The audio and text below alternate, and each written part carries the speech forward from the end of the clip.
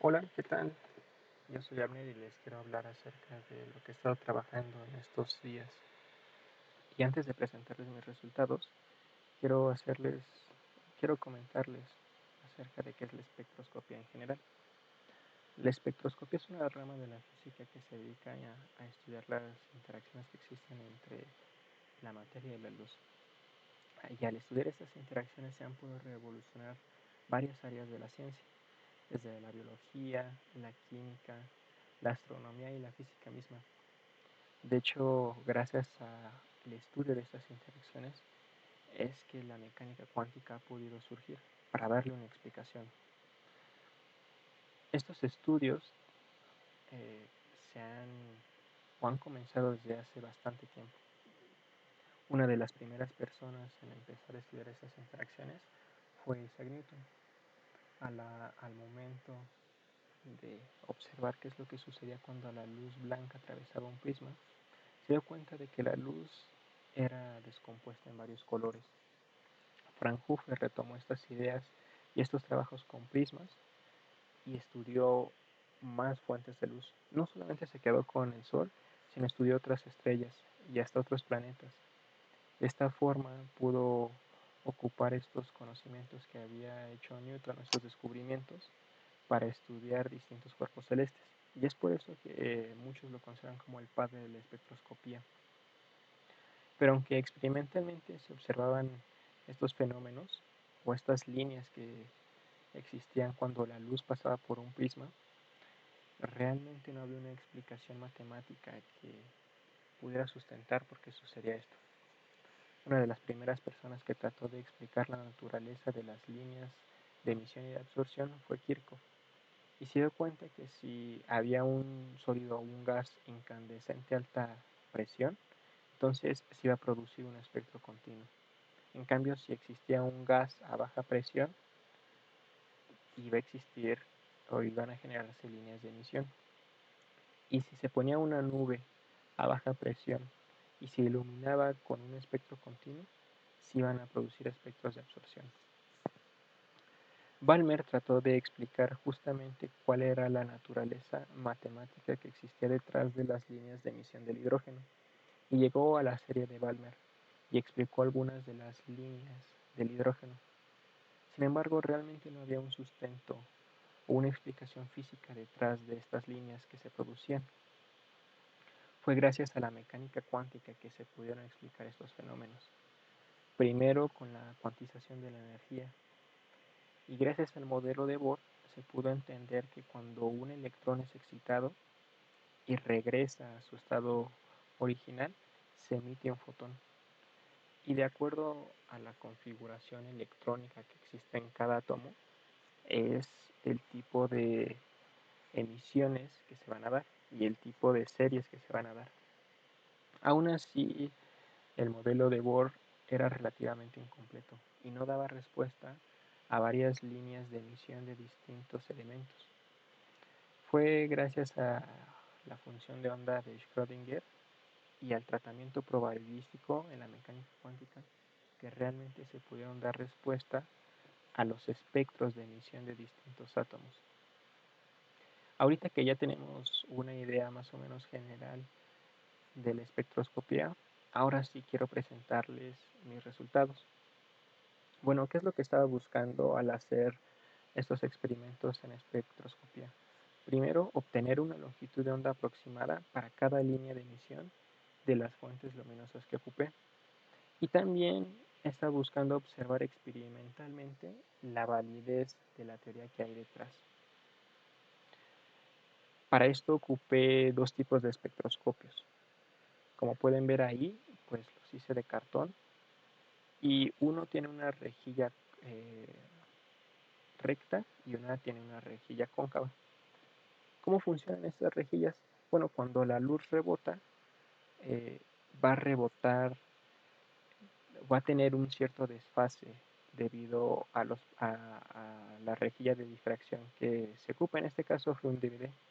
Entonces, gracias a este desfase va a existir cierta interferencia constructiva y destructiva, y solamente se va a generar la interferencia constructiva en donde se observen las líneas de emisión. Entonces, estos fueron algunas de las líneas de emisión que obtuve para distintas fuentes luminosas. De hecho, pueden ver en la esquina inferior izquierda cómo se ve el continuo para una lámpara incandescente. Prácticamente se ven todos los colores. Justamente se cumplen estas leyes o estos principios que anunció Kirchhoff. Y pueden también observar distintos patrones que obtuve para distintas luces. En la parte inferior derecha se puede ver cómo, cómo se genera el patrón por el espectroscopio que ocupó la rejilla cóncava. ¿Cómo traté estos datos para obtener las longitudes de onda? Bueno, ocupé ImageJ para obtener los valores de la longitud de onda. Con ayuda de la opción de selector de colores, fui seleccionando el color RGB que existía en las líneas más alejadas entre sí, en las líneas de los extremos. Después hice una imagen que solamente contenía este color e hice una resta a un patrón que ya tenía, que es el que pueden observar ahí, donde ya está graduada la longitud de onda que corresponde a cada color. Y a la hora de hacer esta resta, podía observar dónde estaban estos picos. Gracias a esto, pues pude obtener estos espectros que están observando.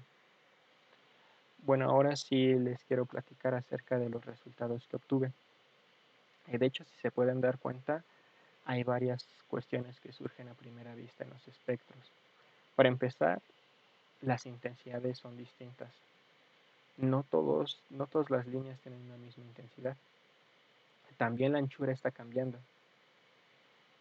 Y estos fenómenos son fácilmente explicables por la mecánica cuántica.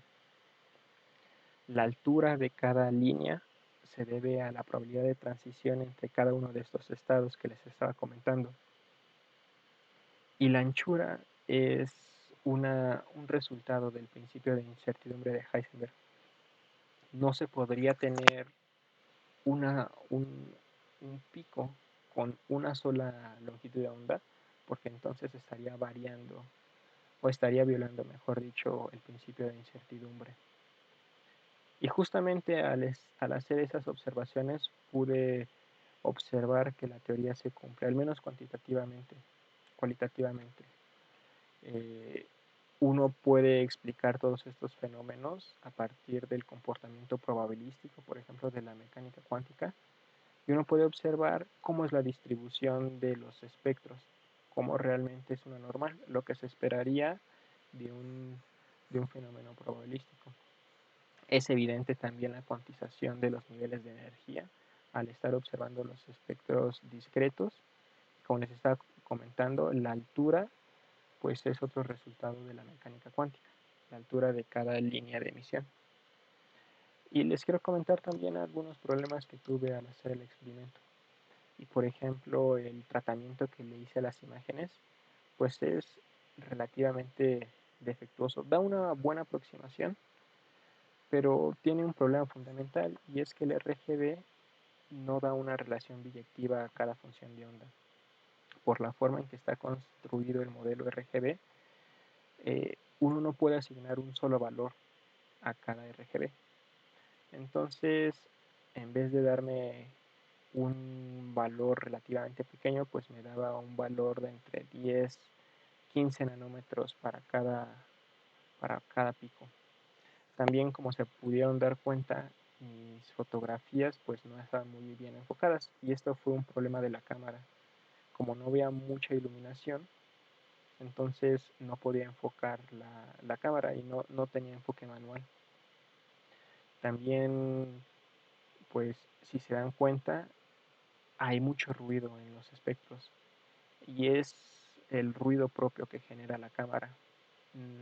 Me fue un poco difícil quitarlo. En la parte de abajo se puede ver los espectros un poco más limpios, pero hubo algunos que realmente no se pudieron limpiar muy bien. Y bueno, estos son los resultados que quería presentarles y pues esto ha sido todo por esta presentación.